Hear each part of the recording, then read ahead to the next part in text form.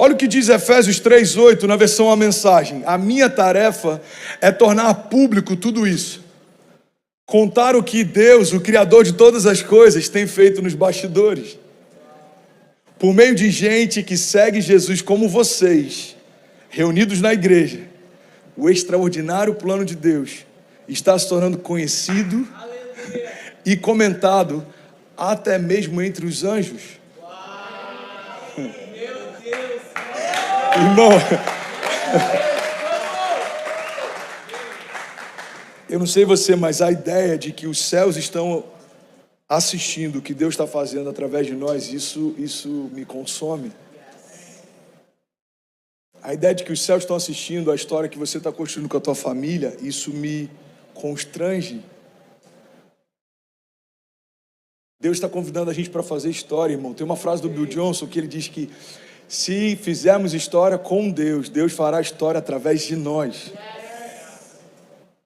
Tem uma frase do Costa Neto que eu gosto muito, abrindo um parênteses sobre essa expansão. Ele diz que a igreja não é uma opção de Deus para a história. A igreja é o plano de Deus para a história. A igreja é o plano de Deus para a história.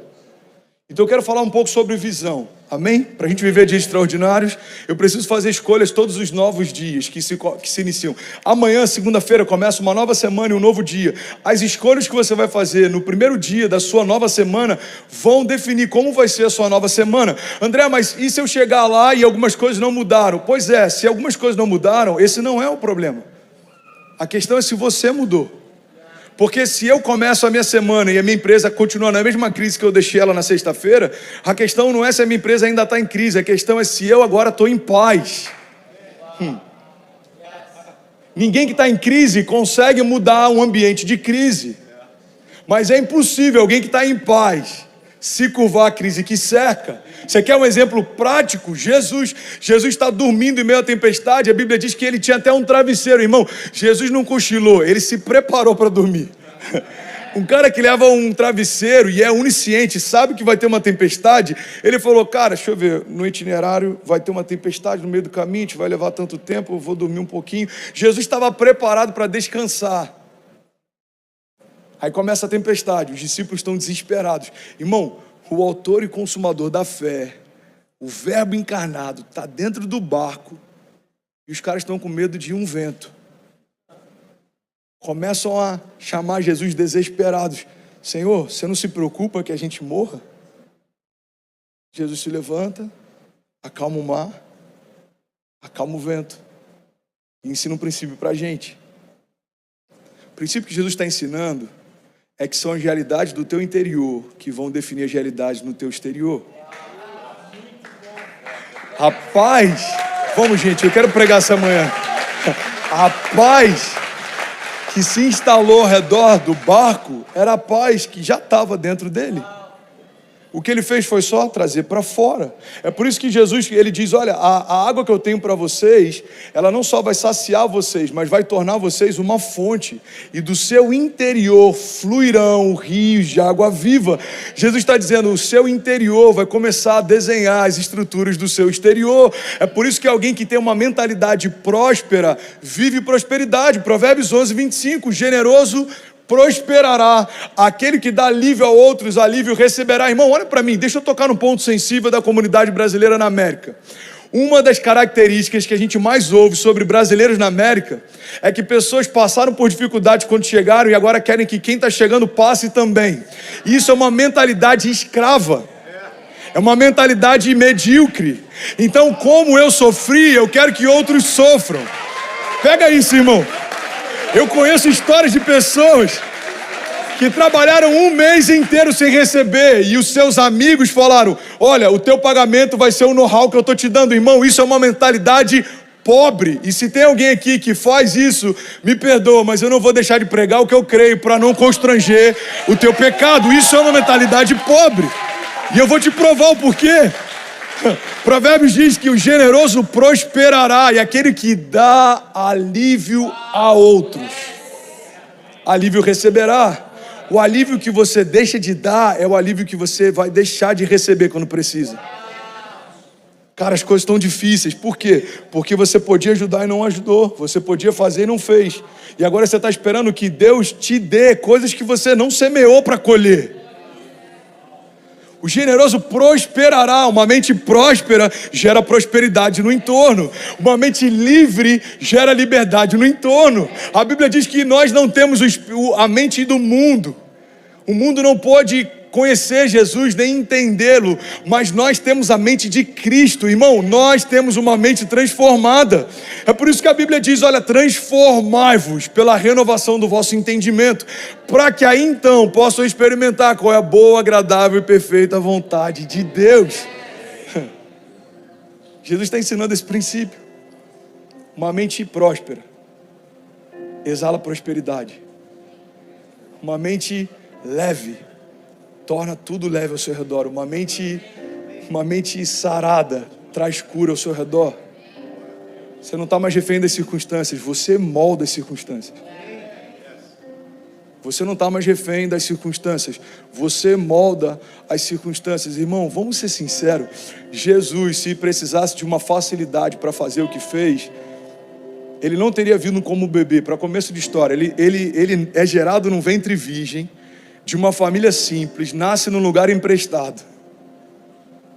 Ele poderia ter descido pronto, com 30 anos de idade, com vários anjos fazendo a abertura triunfal dele, como foi das Olimpíadas, vários drones sustentando a orla do manto dele, e ele chegando e todo mundo, uau, e um LEDzão atrás escrito King Jesus. Você gostou de imaginar essa entrada? King Jesus. E os discípulos com popô, pá, pá, pá, tch, tch, tch, tch. Todo mundo, uau. Aí ele vem flutuando assim e fala, é chegado o reino. Não foi assim. O cara que preparou o caminho para ele, João Batista, se vestia com roupas de couro, comia gafanhoto e mel silvestre, estava no meio do deserto, era a voz que clamava no deserto. Nasceu de um ventre estéril, para anunciar aquele que nasceu de um ventre virgem, num lugar emprestado, que trabalhou com madeira, com trabalhos braçais por anos. Irmão, Deus não poupou o filho do trabalho, vai poupar a gente, vamos ser sinceros. A Bíblia diz que não havia nada nele que nos aproximasse dele. Era um homem de dores, experimentado em trabalhos. Olha o que a palavra de Deus diz, irmão. Ele era um homem, segundo o que a gente chama de castigado. Alguns nordestistas, pessoal do norte fala castigado. Homem de dores, experimentado em trabalhos. Tinha calo nas mãos, provavelmente tinha bolha nos pés, tinha queimaduras de sol na sua pele. O seu cabelo não era loiro nem alisado, como os renascentistas pintaram alguns séculos atrás, não. O seu cabelo era crespo, cabelos grandes, provavelmente porque não devia ter tanto tempo de cortar. A tour dele durou 3 anos e meio, mas mudou toda a história, ok? Não lançou nenhum grande single, mas mudou a história, dividiu o calendário em 2. Você pode estar na China e seguir o calendário chinês, você só faz business segundo o calendário cristão, antes e depois de Cristo. Você nunca vai ver um container no seu calendário chinês. Ei, você pode ser de qualquer religião, de qualquer região, de qualquer nação, de qualquer lugar. Toda a criação se curvou à chegada de Jesus, antes e depois dele, antes e depois dele. Vamos junto, irmão, eu quero pregar antes e depois dele. André, eu aceitei Jesus semana passada, então o teu calendário mudou semana passada, mas o mundo não parou porque você ainda não se rendeu. O mundo já se rendeu à ideia de que Jesus entrou para a história, e ele mudou a história, e ele refez a história, e ele ainda está fazendo história.